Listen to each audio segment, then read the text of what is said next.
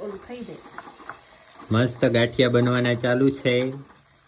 સુરત થી કંદોઈ બોલાવ્યા છે આપણે ગાંઠિયા બનાવવા સાટું. સ્પેશિયલ કંદોઈ. બીજા કંદોઈને સ્પેશિયલ કાજુ બદામ સુધારવા બેસાડ્યા છે. અને એક આ કંદોઈ છે જે ઓયડીમાં ગાંઠિયા બનાવે છે. હા હા હા, કંદોઈ પણ ફૂલાઈ ગયા. કંદોઈના જરીક વખાણ કર્યા, કંદોઈ ફૂલાઈ ગયા. એમાં જ હોય.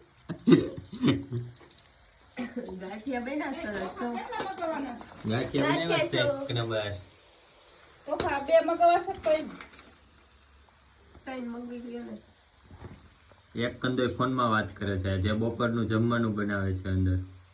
રોટલા કરવા જો શું એમાં